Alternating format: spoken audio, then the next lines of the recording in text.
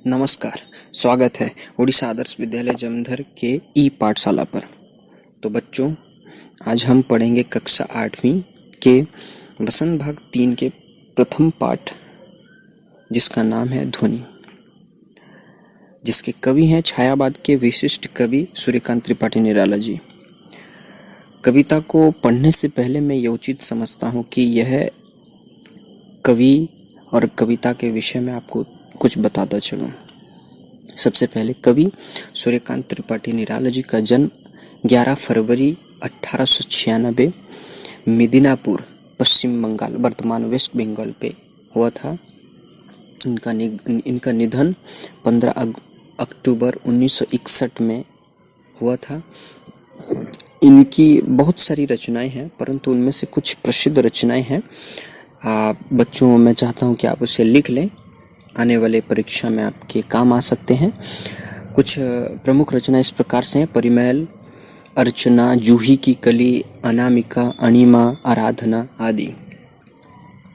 इस कविता को पढ़ने से पहले इस कविता के शीर्षक पे बात कर लेते हैं। इस कविता का शीर्षक ध्वनि इसलिए रखा गया है क्योंकि आप सब जानते हैं ध्वनि का अर्थ होता है तरंग। तरंग यानी वायु में बहने वाली चीज। तो कवि इसका नाम तरंग इसलिए भी या ध्वनि इसलिए भी रखी है क्योंकि कवि के मन में कुछ सकारात्मक सोच है जो वो एक विशेष युवा वर्ग को इस तरंग के माध्यम से या इस कविता के माध्यम से पहुंचाना चाहते हैं, इसलिए उन्होंने इसका नाम ध्वनि रखा है। अब मैं बात कर लेता हूं इस कविता के उद्देश्य के बारे में। तो इस कविता में, और बच्चे आप लोग अगर चाहें तो इसे नोट डाउन कर लें या इसे लिख लें कापियों में, क्योंकि उद्देश्य बड़ा इम्पोर्टेंट होता है या बहुत ही ज़रूरी होता है किसी भी विषय को पढ़ने से पहले या किसी भी कविता या पाठ को पढ़ने से पहले। तो आप लोग उचित समझें और पेन निकालें और इसे नोट कर लें। तो उद्देश्य इस प्रकार से है। इस कविता में निराला जी युवा पीढ़ी को प्रकृति के द्वारा प्रेरणा देते हुए कहते हैं कि मेरा अंत अभी संभव नहीं है, क्योंकि जब तक मैं युवा पीढ़ी को जागरूक कर उनको उनके लक्ष्य तक नहीं पहुंचा देता तथा उनके मन से या उनके अंदर से आलस्य को खींच नहीं लेता, तब तक मेरा अंत नहीं होगा। इसको स्पष्ट करते हुए उन्होंने बसंत के प्राकृतिक सौंदर्य को उजागर किया है और युवाओं को आशावादी बनाने का प्रेरणा दिया है। इस कविता में कवि की भाषा जो है सरल है और भावपूर्ण है। ये उद्देश्य हो गया है। और कुछ जरूरी बातें आप इसे भी नोट कर लें। इस कविता में कवि का आशावादी दृष्टिकोण भी दिखता है। वो ये आशा रखता है कि इस कविता को सुनने के बाद कुछ युवा पीढ़ी जो पथ भ्रष्ट हैं, जो अपने रास्ते से भटक गए हैं, जो अपने लक्ष्य से बिछड़ गए हैं, वे अपने लक्ष्य तक वापस आ जाएं। कवि जीवन के प्रति सकारात्मक सोच भी रखता है, बड़ा ही पॉजिटिव थिंक रखता है। कवि चाहता है कि उसकी युवा पीढ़ी जो है उसके इस अनमोल विचार या सद्विचार को लेकर आगे बढ़े, समाज में उसे फैलाएं और उनके लक्ष्य तक पहुँचे। ये कवि इस कविता के माध्यम से बताना चाहते हैं। अब हम पाठ की ओर आएंगे, इस पाठ को विस्तार से देखेंगे।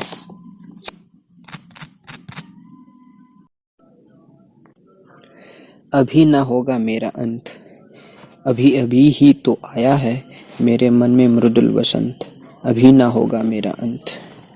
इसका अर्थ इस प्रकार से है कि कवि निराला जी बता रहे हैं अभी ना होगा मेरा अंत, यानी उनका अंत अभी नहीं होगा। कवि का अंत अभी इसलिए नहीं होगा क्योंकि उन्हें बहुत सारे कार्य जो करने हैं, इसके लिए वे अपने जीवन की तुलना वसंत ऋतु से करते हैं। जैसे ही वसंत आता है, निराला जी ऐसा मानते हैं कि जैसे ही वसंत ऋतु आता है तो चारों ओर हरियाली, फूल, फल, वन सुंदर दिखते हैं और ये हरियाली तुरंत आकर तुरंत नहीं चला जाता है, रहता है। ठीक उसी प्रकार कभी का भी अंत अभी संभव नहीं है। फिर आगे बताते हैं कि मेरे वन में मृदुल वसंत अभी ना होगा मेरा अंत। जैसा कि कवि बताना चाह रहे हैं कि वसंत ऋतु के आगमन में अनेकों प्रकार के फूल अपने महक से चारों दिशाओं को महकाते हैं और उसकी सुंदरता बिखेरते हैं। ठीक उसी प्रकार मेरे जीवन में भी नए नए सकारात्मक विचार पनप रहे हैं, उठ रहे हैं, पैदा हो रहे हैं, जो इतनी जल्दी समाप्त नहीं होंगे। अच्छा, तो इस पद्यांश में आप देखिए तो कुछ कठिन शब्द मिलेंगे आपको, जैसे अंत अर्थात होता है समाप्ति। अभी अभी ही आया हूँ, मेरे वन में मृदुल वसंत, मृदुल का अर्थ होता है कोमल, वसंत अर्थात एक ऋतु है, ये अंत अर्थात समाप्ति। इनको मैं चाहता हूँ आप अपने कापियों में लिख लें, क्योंकि बाकी पढ़ते वक्त या इसको ज़्यादा जानते वक्त इसमें कोई आपको दिक्कत ना हो। आगे की पंक्ति देखते हैं। हरे हरे ये पात, डलियां कलियां कोमल गाथ, मैं ही अपना स्वप्न मृदुल कर फिरूंगा निद्रित कलियों पर, जगा एक प्रत्युष मनोहर। अब मैं ये उचित समझता हूँ कि आप पहले कठिन शब्दों को जो है अपने कॉपियों में लिख लें। जैसे पात, पात का अर्थ है यहाँ पे पत्ता, पत्ता यानी पेड़ का पत्ता।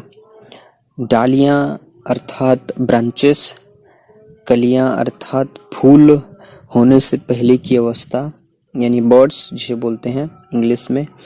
और कोमल का अर्थ होता है, पहले भी बता चुका हूँ, कोमल का अर्थ होता है सॉफ्ट या मृदुल। और गात का अर्थ है शरीर।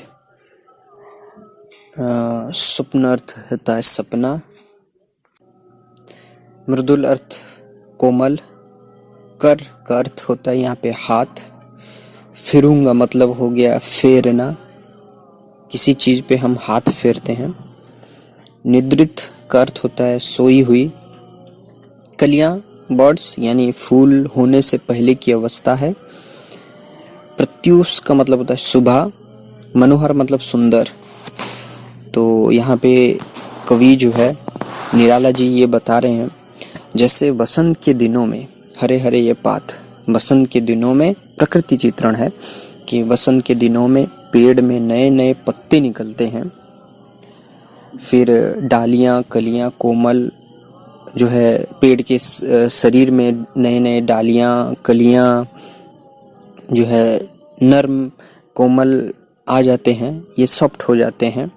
ठीक वैसे ही कवि के मन में युवा पीढ़ी के लिए कुछ नए नए विचार उत्पन्न हुए हैं। जिस प्रकार सारे पेड़ों में नए एवं कोमल पत्ते डालियां कलियां लहलहाती रहती हैं, उसी प्रकार निराला जी के मन में प्रत्येक वर्ग के युवकों के लिए कुछ कोमल विचार, नए नए विचार पनप रहे हैं या निकल रहे हैं, प्रकट हो रहे हैं। तो कवि जो है उनको क्या करना चाहता है, उन नए विचारों को अपने ही कोमल हाथों से बिखेरना चाहता है या बांटना चाहता है, उन लोगों तक या उन युवकों तक पहुंचाना चाहता है। उन सारे जो आलस्य रूपी नींद में स्वप्न देख रहे हैं, केवल सपना देखते हैं और आलस्य से भरे रहते हैं, जो अपने उस लक्ष्य को प्राप्त करने के लिए कार्य नहीं करते, जो आशाहीन हैं, जो अपने लक्ष्य से भटक जाते हैं। तो कभी कहता है कि मैं उन्हें एक नई दिशा निर्देश दूंगा, एक आशा दूंगा जो उन्हें जगाएगा, उनके लक्ष्य को लेके जाएगा। एक नई सुबह का आरंभ कराऊंगा जो सुंदर हो और मनोहर हो। तो इस पंक्ति में ये बताया गया है। अब आगे देखें, आगे कवि लिखता है पुष्प पुष्प से तंद्रालस लालसा खींच लूंगा मैं, अपने नव जीवन का अमृत शहर सींच दूंगा मैं। यहाँ पे पुष्प का अर्थ हो गया फूल, तंद्रालस मतलब हो गया है निद्रा वाली आलस्य, लालसा मीन्स अभिलाषा या इच्छा, खींच लूंगा, खींचना मीन्स होता है निकालना, अपने नव जीवन यानी नए जीवन का अमृत, अमृत मतलब होता है मधुरता, मिठास, सहर्ष खुशी के साथ सींच दूंगा प्रदान करना। तो कवि कहता है कि हर फूल से सुबह वाली नींद भरी आलस्य को चुरा लूंगा, यानी युवकों को सकारात्मक विचार प्रदान कर उनसे आलस्य खींच लूंगा, साथ ही साथ उनके भावी जीवन के लिए मैं अपने ऊंचे विचार यानी अच्छे विचार को प्रदान कर उन्हें अपने लक्ष्य को प्राप्त करने के लिए उनके मन में अभिलाषाएं जगाऊंगा, जिससे वे अपने लक्ष्य तक पहुंच सकते हैं। फिर आगे कवि बता रहे हैं कि द्वार दिखा दूंगा फिर उनको, है मेरे हुए जहां अनंत, अभी न होगा मेरा अंत। अर्थात द्वार का अर्थ है रास्ता, अनंत मतलब होता है अंतहीन, अनेक। तो कवि यहाँ बताना चाहता है कि उन्हें सफलता की प्राप्ति के लिए रास्ते दिखा दूंगा, यानी उन्हें जिस रास्ते में चलना है वो रास्ता दिखा दूंगा, वो विचार उनको दूंगा जो अनंत होंगे, जो अंतहीन होंगे, जिसकी सीमा नहीं है। इससे उनका अंत अभी नहीं होगा और अभी बस ये शुरुआत है और कार्य करना आगे बाकी है, जो युवा पीढ़ियों के लिए बहुत कारगर साबित होगा। तो इस प्रकार से ये पाठ का अंत यही होता है। आशा है आप इस पाठ को समझे होंगे।